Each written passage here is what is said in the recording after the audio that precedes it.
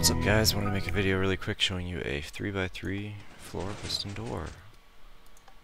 Actually came up with several versions, starting with this one, which is quite fast.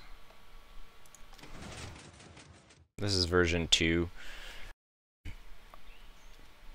One of the biggest flaws, aside from this shit apparently not working right now, with this design, in my opinion, is there's a repeater showing like that.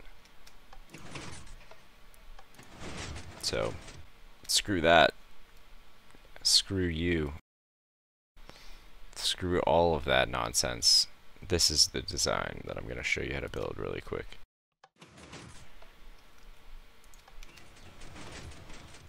And it works in all 4 directions, except there are some quirks. For example, these two are in the same orientation, but they don't function the same way. This block right here, as you can see, the dust to the right of it gets a 1-tick pulse, turns off, and then turns on. So it spits this block out, but technically both of these pistons should be pushing at the same time. They both get the 1-tick pulse at the exact same time, but this one fires first. This is the exact same circuit, and when I make it with the exact same timings, it does not behave the same way. I'm wondering if anyone has an answer for that. So this now has all of the same timings and block placements as that one, save for something else that doesn't matter. This is what happens. It opens okay, but when you try and close it, yeah, get that block pushes over to that side and destroys a redstone dust. So that's no good. And so I'm going to show you how to build it with the timings that seem the most robust, and this block needs to be removed. The only thing is it's just slightly slower to open. There's just a little bit of a delay, and I'm not too happy about that, but I'm willing to live with it. Here we go. I'm going to start out with the monostable circuit and the input. This is, you probably recognize this from CNBminecraft. This is the monostable that he uses, and it causes that torch to emit a 1-tick pulse.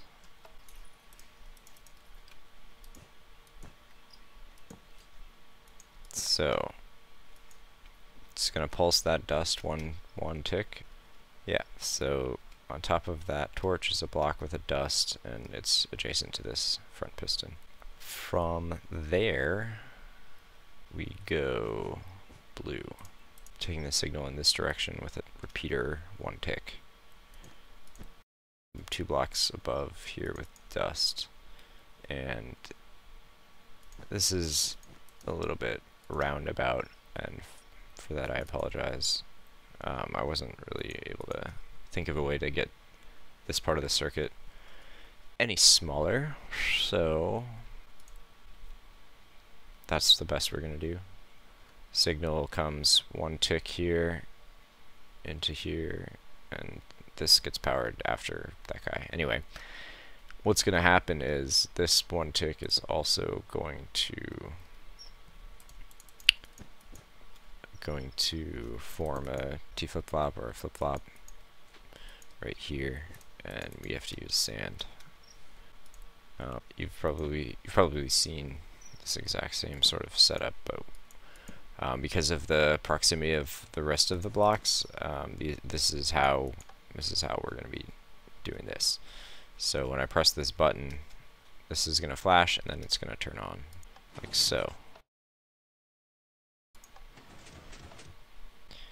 Now we have to get power into this back piston, and we're going to do it like that. I forgot to mention, you need 2 ticks on this piston, or this repeater, which is below this piston. This yellow circuit's going to be controlling the backmost piston, and it does a little something like this. 2 ticks.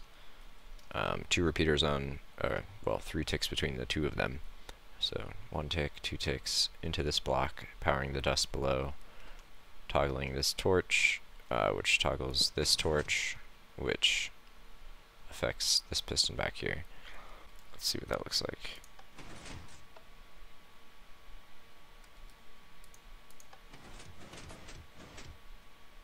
Alright. Those blocks are just there to actually test. So, we're getting there. Pretty close. We only need a few more pulses, as you can see. That's the extension, and then when it retracts, it pulls the block to the side, and we need to make this piston pulse when it's in this position. And to do that, I'm using diamond blocks because that's what I was using before. I'm gonna go ahead and place them around the edge. This block is mandatory because it's going to be transmitting power to this position when this is extended. The way we get that signal over there is cyan. Okay.